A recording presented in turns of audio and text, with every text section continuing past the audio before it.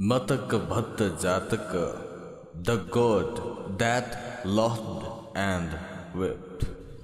One day, while the Buddha was staying in Jetava, some bhikkhus asked him if there was any benefit in sacrificing goats, sheep, and other animals as offerings for departed relatives. No, bhikkhus, replied the Buddha. No good ever comes from taking life, not even when it is for the purpose of providing a feast for the dead. Then they told this story of the past. Long ago, when Brahmadatta was reasoning Varanasi, a Brahman decided to offer a feast for the dead and bought a goat to sacrifice.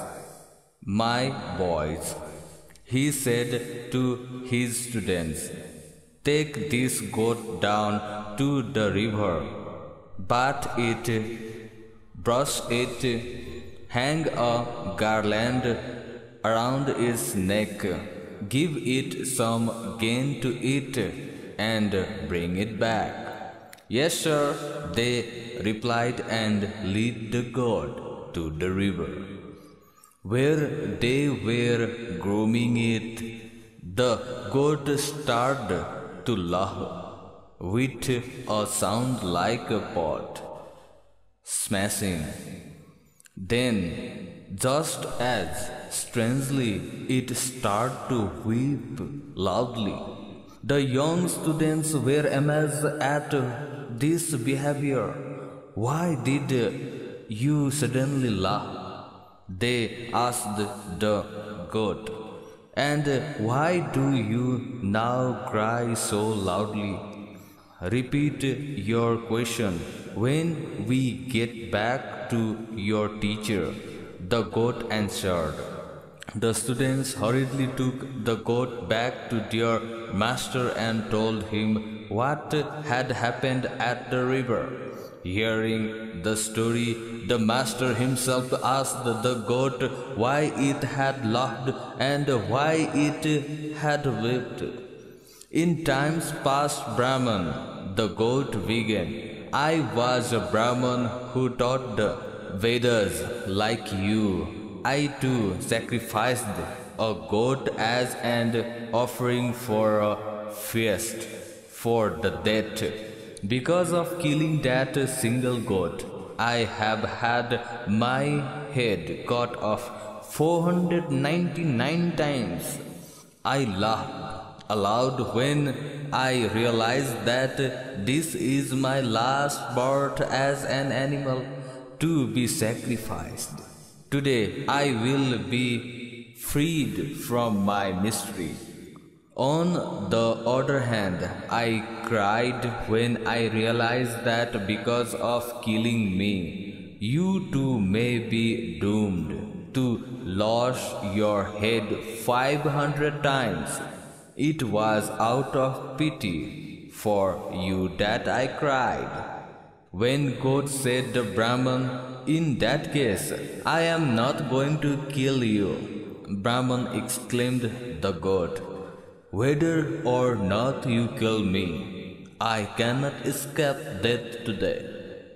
Don't worry, the Brahman assumed the God, I will guard you. You don't understand, the God told him, your protection is weak. The force of the evil deed is very strong.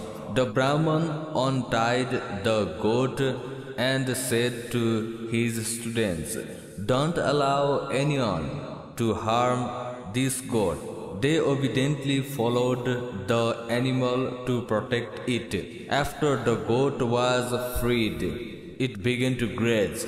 It stretched out its neck to reach the leaves on a bush growing near the top of the large rock At that very instant, a lightning bolt hit the rock, breaking off the sharp piece of stone which flew through the air and neatly caught off the god's head. A crowd of people gathered around the dead god and began to talk excitedly about the amazing accident.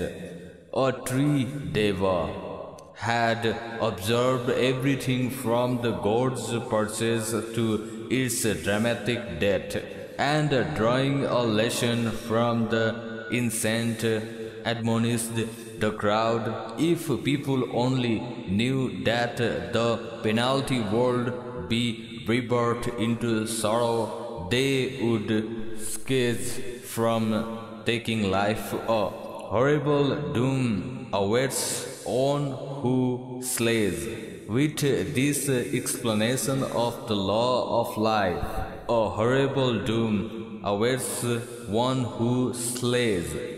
With this explanation of the law of karma, the Deva instilled it his listeners the fear of hell. The people were so frightened that they completely gave up the practice of animal sacrifices. The Deva further instructed the people in the precepts and guard them to do good. Eventually, that Deva passed away to fare according to his deserts.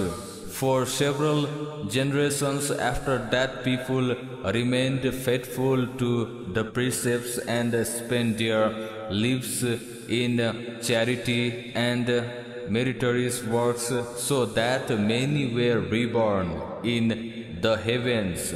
The Buddha ended his lesson and identified the birth by saying, "In those days I was that Deva."